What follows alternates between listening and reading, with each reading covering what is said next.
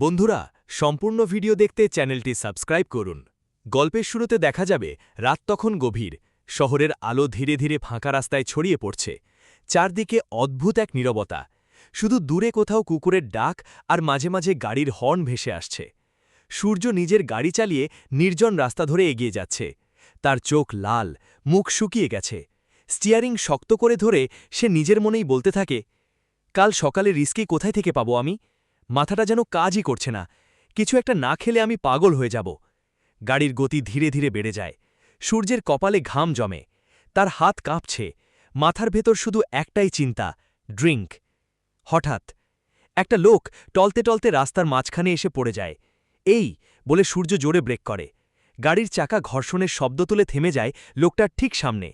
সূর্য দ্রুত গাড়ি থেকে নেমে আসে। আপনি ঠিক আছেন? লোকটা ধীরে ধীরে মাথা তোলে। চোখ দুটো লাল, মুখে দাড়ি, গায়ে পুরনো ময়লা জামা, শরীর থেকে তীব্র মদের গন্ধ বেরোচ্ছে। লোকটা হেসে বলে, আমি এখানকারই একজন মানুষ ভাই। সূর্য বুঝতে পারে লোকটা প্রচুর ড্রিঙ্ক করেছে।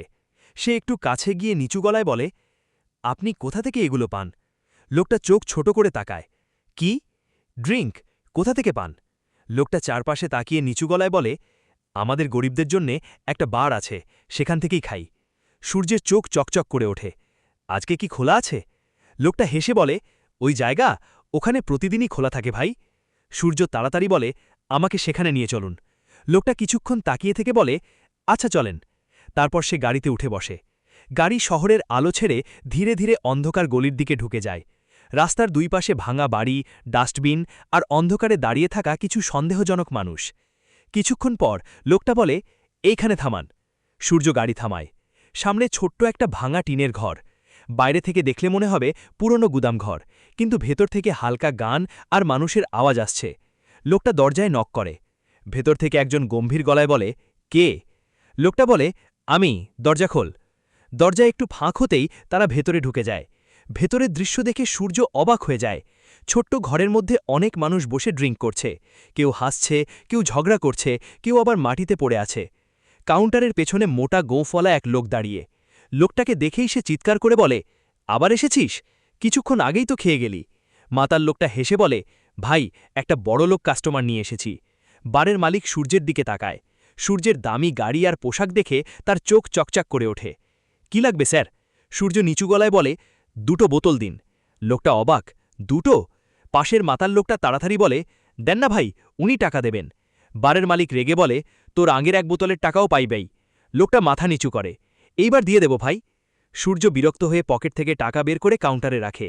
এই নিন। টাকা দেখেই বারের মালিকের মুখ বদলে যায়। আরে স্যার, আগে বলেন না। সে দ্রুত দুটো বোতল বের করে দেয়। সূর্য বোতল হাতে নিয়ে যেন শান্তি পায়। তার হাতের কাঁপুনি ধীরে ধীরে কমে যায়। সে আর সেই লোকটা পাশের একটা অন্ধকার রুমে গিয়ে বসে। লোকটা গ্লাসে ঢেলে বলে, ভাই, এই জিনিস একবার খেলে আর ছাড়া যায় না। সূর্য চুপচাপ বোতলের দিকে তাকিয়ে থাকে। তারপর ধীরে ধীরে গ্লাস ঠোঁটে তোলে। ঠিক তখনই হঠাৎ পুরো জায়গা অন্ধকার হয়ে যায়। বিদ্যুৎ চলে গেছে। চারদিকে চিৎকার শুরু হয়ে যায়। কি হয়েছে? আলো গেল কেন? এরপর দৌড়ে আসে বারের মালিক। সে ফিসফিস করে বলে, পুলিশ, পুলিশ এসেছে, সবাই পালান। এক মুহূর্তে পুরো বার অস্থির হয়ে যায়। যারা ড্রিঙ্ক করছিল সবাই পেছনের দরজা দিয়ে পালাতে শুরু করে। সূর্যের পাশের লোকটা তার হাত ধরে বলে, চলেন, দ্রুত চলেন। তারা পেছনের সরু গলি দিয়ে দৌড়ে বের হয়ে যায়। এদিকে বারের মালিক দ্রুত বোতলগুলো লুকিয়ে ফেলে, টেবিল পরিষ্কার করে। কয়েক সেকেন্ডের মধ্যেই পুরো জায়গাটা ফাঁকা করে ফেলে, যেন এখানে কখনো কিছুই ছিল না। তারপর সামনের দরজা খুলে দেয়। দুজন পুলিশ ভেতরে ঢোকে। একজন কনস্টেবল টর্চ জ্বালিয়ে চারপাশে তাকায়। অফিসার গম্ভীর গলায় বলে, কিরে, আবার চোরাই ব্যবসা শুরু করেছিস? বারের মালিক ভান করে অবাক হয়। না স্যার, আমি ওইসব ছেড়ে দিয়েছি। পুলিশ অফিসার রেগে যায়। মিথ্যে কথা বলবি না, কিছুদিন আগেই তো জেল থেকে বেরোলি। লোকটা কাঁপা গলায় বলে, বিশ্বাস করেন স্যার, আমি এখন সোজা পথে চলি। অফিসার কনস্টেবলকে বলে, সব রুম চেক করো। কনস্টেবল এক এক করে সব রুম চেক করতে থাকে, কিন্তু কোথাও কিছু পায় না, কারণ এর মধ্যেই সব লুকিয়ে ফেলা হয়েছে। অফিসার সন্দেহের চোখে তাকিয়ে বলে, আজকে বেঁচে গেলি, কিন্তু নজরে রাখছি তোকে। পুলিশ চলে যায়। অন্যদিকে সূর্য আর সেই লোকটা অন্ধকার গলি পেরিয়ে হাঁটছে।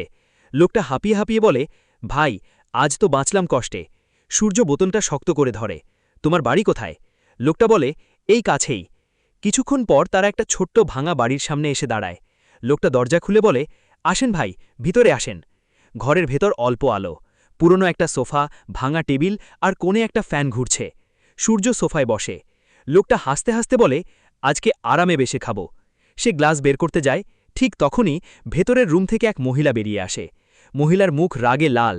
সে চিৎকার করে বলে, আবার মদ খেতে মানুষ নিয়ে এসেছ? লোকটা ভয় পেয়ে যায়। শোনো তো, মহিলা তার কথা শেষ করতে দেয় না। সে সূর্যের দিকে এগিয়ে আসে। আপনারা মানুষ নাকি? সংসারটা শেষ করে দিয়েছেন। সূর্য উঠে দাঁড়ায়। দেখুন, আমি... মহিলা রাগে সূর্যের কলার চেপে ধরে। একদম কথা বলবেন না। তারপর ঘাড় ধাক্কা দিয়ে দরজার বাইরে বের করে দেয়। এই বাড়িতে আর কখনো আসবেন না। দরজা জোরে বন্ধ হয়ে যায়।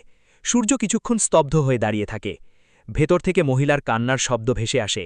তুমি আমাদের জীবন শেষ করে দিচ্ছ। লোকটার অসহায় গলা শোনা যায়। আমি কি করব?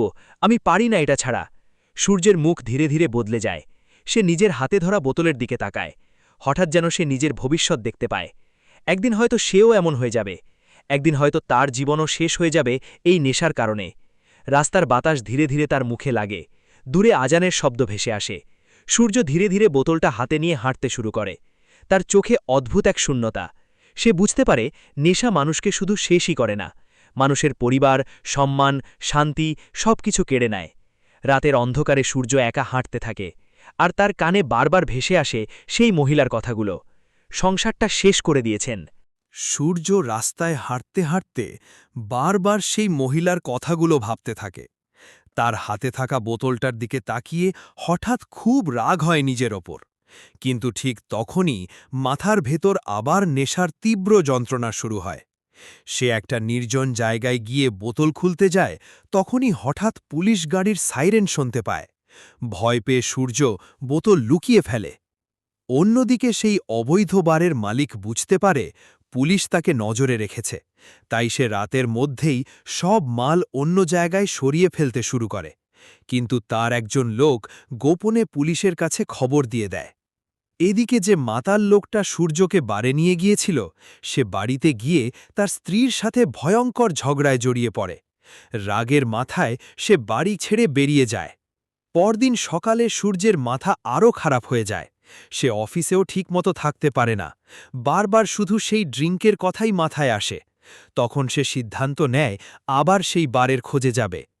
কিন্তু সেখানে গিয়ে দেখে পুরো জায়গা ফাঁকা, চারদিকে পুলিশ টেপ লাগানো। সূর্য অবাক হয়ে যায়।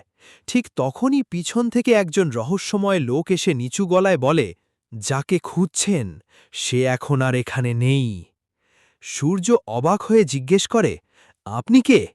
লোকটা হেসে বলে, আপনার মতো মানুষদের জন্য অন্য জায়গা আছে, আরও বড় জায়গা। এরপর লোকটা সূর্যকে শহরের সবচেয়ে ভয়ঙ্কর গোপন ড্রাগ চক্রের দিকে নিয়ে যাওয়ার প্রস্তাব দেয়। আর সেখান থেকেই শুরু হবে সূর্যের জীবনের সবচেয়ে বিপজ্জনক অধ্যায়।